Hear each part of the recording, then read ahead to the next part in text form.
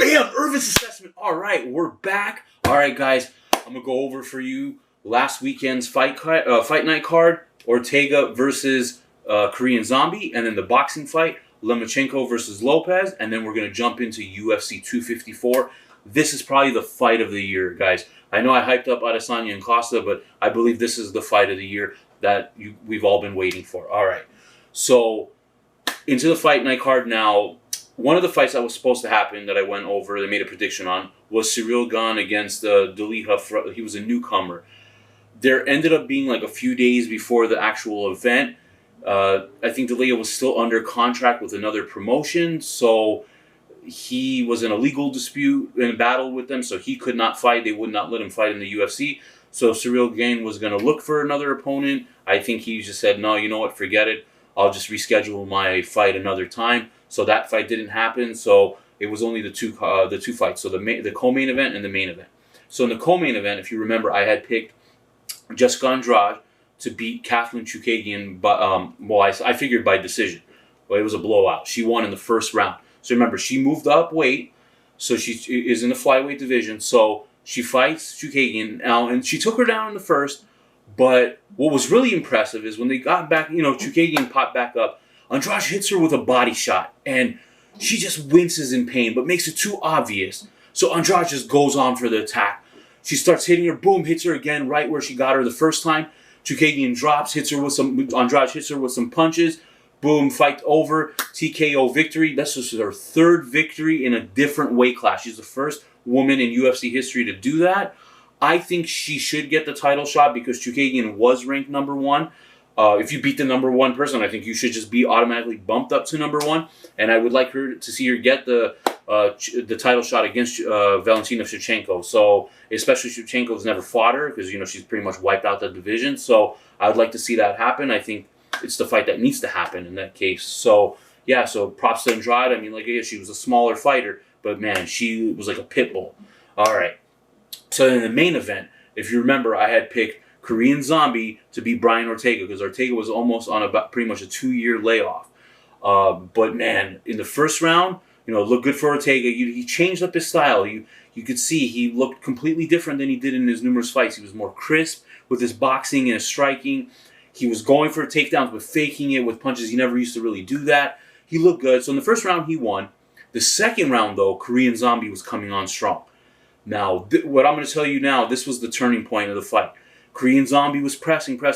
Ortega ducks under, does a spinning back fist, kind of with like his elbow fist, but I think he hit the forearm. Korean Zombie gets nailed, gets dropped.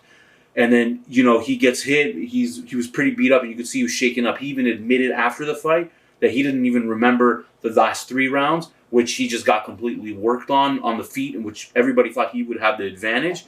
And, I mean, Ortega just looked amazing. So Dana White already said that whoever was going to win this fight was going to get the next title shot against Alex Volkanovski. So Ortega wins by unanimous decision. I mean, it wasn't even close. He won all 5 rounds. I think if he fights the way he did against Korean Zombie, I think he will be the champ. I mean, I completely wrote him off, as did a lot of people, and he proved everybody wrong. I mean, he looked outstanding. So, yeah, that was a great. Those 2 fights were really good. All right. Now I'm going to go over for the boxing fight for you guys. All right. So remember, this was a massive fight in the the lightweight division. It was Vasily Lomachenko, who had 3 belts, versus Teofimo Lopez, who had the IBF belt. Now remember, this is a unification bout. I was nervous, and remember I did say I'd pick Lomachenko, though it wouldn't surprise me if Lopez won. In the first half of the fight, for the first 6 rounds, I don't know what Lomachenko was doing. He wasn't throwing punches. He was just doing a lot of feinting, a lot of just pretending to throw punches. But I think Lopez's speed, and I think he felt the power, I think that really got Lomachenko confused, and I think he was hesitant to press forward. Though after the 6th round, he did start turning it on. And then in the 12th, so I think he, in my opinion, of course everybody thinks I'm crazy, I thought he won round 7 through 11. In round 12, Lopez just turned it on. I mean, I think he was like, man, I might have lost those rounds. So he just turned it up. I mean, he hit Lomachenko with some good shots in the 12th round. I mean, I think he even stunned him a little bit. So I think Lomachenko stopped back, going forward because I think he felt like, man, if I keep going forward pressing, I might get knocked down. So Lopez wins by unanimous decision. The way the judges had it, they had it, I mean, like it was a blowout completely. Again, I didn't see it that way, but again, whatever, but most people thought Lopez won by that margin. Some were saying maybe one of the scorecards was just way too much. I mean, one judge I think she picked Lopez. She thought he won 11 out of the 12 rounds, which is just crazy because Lomachenko definitely won more than one round. But for Lopez, I mean, this is a star is born. 23 years old. He's the youngest ever to have all 4 belts. I mean, that's crazy to think about. He's only going to get better. He's got speed. He's got power. I mean, the kid has charisma, everything. He just has it all. Now, I think Lomachenko is going to try to push for the rematch and see it. If that doesn't happen, there's Devin Haney, who's the WBC regular champion. Because, again, I don't really know the belt situation in boxing. It's really stupid. But I think that would be a good fight because he's also young and up and coming. I think that would be a great fight to see. But for now, like I said, Lopez is king. He's a new star. It's called the takeover. It was a takeover for sure. I mean, everybody had Lomachenko as the -- pound for pound fighter. No more. That's no more. So be on the lookout if you're watching boxing or you're into boxing. Teofimo Lopez. He's the king right now. Right in the sport, I would say, because if you beat the #1 guy, you should be the #1 guy. All right, so that's done with that. We're gonna go into UFC 254. This is gonna be great. Now, originally there was gonna be 6 fights on the main card that I was gonna go over. One got completely scrapped because it was supposed to be Rafael Dos Anjos against, I think, Ismail Makhachev. I think that's his name. Dos Anjos tested positive for COVID. They couldn't find a replacement, so that fight got scrapped completely. So the first fight I'm going to go over, which is, I think, the 3rd or 4th. I have lost count how many times they tried to make this fight happen. It's in the men's light heavyweight division. It's number 11, Magomed Ankiev against Ion Cutelaba. Now, these two fought earlier this year. Ankiev won, though it was a controversial stoppage. Cutelaba, he looked stunned. I think he did recover, though. The ref jumped in, stopped it. So they were supposed to have this rematch. It was supposed to happen, and Cutelaba tested positive for COVID twice, so they couldn't happen. Now, MMA gods, please let this fight finally happen. I want to see this rematch. There's bad blood. Cutelaba wants to prove everybody wrong, but I don't think he will. I think Ankiev will win this fight. Remember, he's the number 11 ranked guy in that division. He looks good. I think he's going to win that fight. Now, I don't know if he'll win by knockout again, but I have him winning in that fight. All right. There's a second fight I'll be going over is in the women's flyweight division. Originally, it was supposed to be number 3, Cynthia Calvillo against number 4, Lauren Murphy. Well, Calvillo, I think she tested positive for COVID also. So she didn't get there. But Murphy was like, no, I still want to fight on this card. So they got her a new opponent. Her name is Lilia Shakirova. She's a newcomer to the UFC. So this is a huge opportunity for her because Lauren Murphy's on a 3-fight winning streak. She's a number 4 ranked fighter. If she could pull off this win, I think she'll be in number 4, and that's just huge because, again, you want to start getting to the top because Shevchenko needs new opponents because she's beat pretty much everybody in that division. But I don't think that's going to happen. I think Lauren Murphy will win. Again, I don't know much about Shirikova because she's a newcomer. I've never seen her fight, but I've seen Lauren Murphy. She looked good in her last 3 fights. I think she'll make it a 4-fight winning streak. I think she should get the shot after the winner of Andrade versus Shevchenko, if that's what they're going to do. And then if Murphy wins, she should get the shot after that. So that's my other pick. Then in the heavyweight division, we got number 6, Alexander Volkov against number 8, Walt Harris. Now, Volkov is coming off of a loss. He lost in a unanimous decision to Curtis Blades, who's a great heavyweight, while Walt Harris, he lost to Alistair Overeem. Now, for Walt Harris, I think there might have been emotions flowing because he had just lost his stepdaughter. It was a big thing if you saw it on the news. It's a sad story. His stepdaughter was kidnapped and then killed. So Harris had a lot of emotion going into that fight.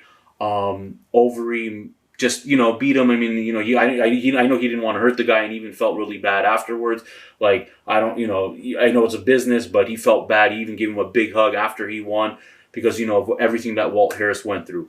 I actually will pick Walt Harris there. I think, with that emotion out of the way, it's hard when, something like that. I mean, it's still fresh, but, I still think maybe getting into the ring right away wasn't a good idea. But I think now he got it all out. I think he will beat Volkov. I think it'll be a good fight. I think he'll go into by decision there. But I do have Walt Harris winning that fight. All right. The next fight. Oh, man. This is also so tasty. Such a tasty fight. It's in the middleweight division. It's former champ, number 1 rated, Robert Whittaker against number 3 ranked Jared Cannonier. Now, remember, after Whittaker lost the fight to Adesanya, where he lost the belt, he fought Darren Till, who was a top 5 middleweight. He won by unanimous decision. This wasn't that long ago.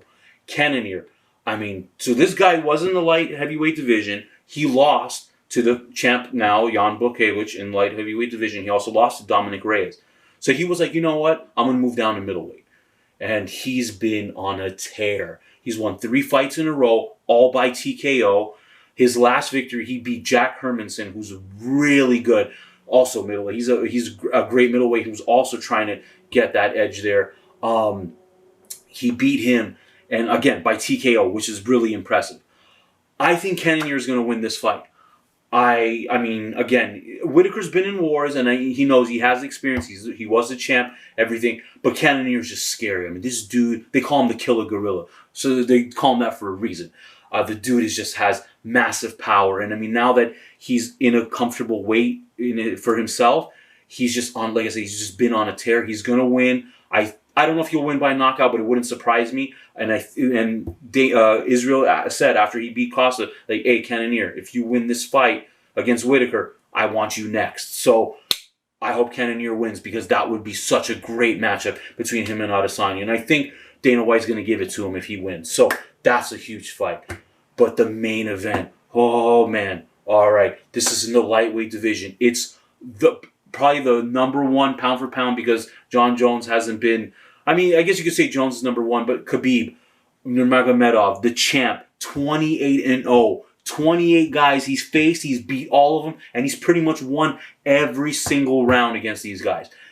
He won his last fight against Dustin Poirier by submission.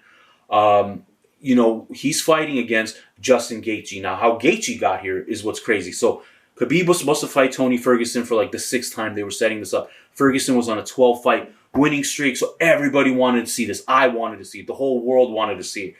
Well, because of COVID, it kind of derailed everything. Khabib got stuck in Russia. His dad got sick as well. So Ferguson instead fought Justin Gaethje for the interim belt. And a lot of people thought, hey, Ferguson's going to win this fight. He's on a 12-fight winning streak. It's right there. He beats Gaethje. He's going to fight Khabib. He'll set it up later this year. It'll happen. Gaethje had other ideas. He demolished Ferguson. I mean, he beat him into submission. In the 5th round, the ref had to stop the fight because Ferguson was just taking way too much damage from Gaethje, the human highlight reel, as they call it. So he ends that, becomes interim champ, and now they set this up. In my opinion, I've been going back and forth. I didn't know who to pick. Do I pick Khabib, who's just the undisputed champ, 28-0, or do I pick Gaethje, who I think could be the guy to stop Khabib? And you know what? I'm going to go with the upset here. I have a feeling Gaethje can pull this off. He's got wrestling credentials, so he can stop the takedown, because that's what Khabib's going to do. He's got the power. I mean, he's got devastating power. And now he looks more composed, because after he lost to Poirier by TKO, his coach was like, dude, you got to settle down. And he's looked like he has. That's how he looked. He looked so measured against Ferguson. I mean, he's just beating up on Ferguson. Like I said, everybody was losing to Ferguson. So, the fact that he demolished him just gives me that hope that Gaethje could pull off this upset. And besides, I like Gaethje. I got to meet the guy. He sat right across from me from dinner. His dad was to the left of me. They're just so cool. He's such a down-to-earth guy. I mean, he doesn't talk smack unless somebody talks smack to him, but he doesn't want to. They've been super respectful towards each other. I just like Gaethje. Like I say, he's just an overall good guy. He has the skills. I think he's going to do it. I think he's going to shock the world, and he's going to pull off this upset. All right, guys. So, again, this is Irvit's assessment, so I'm going to give you guys a breakdown of what I'm going to pick. I'm going to pick Ankiev in the first fight. I'm going to pick Lauren Murphy in the second fight. I'm going to pick Walt Harris in the third fight in the co-main event, I got Jerry Cannonier winning. And in the main event, to be the new champion, I got Justin Gaethje winning. All right, guys, remember, this is an Irvis assessment. If you could like, comment, subscribe, share, I greatly appreciate it. Until next time, peace.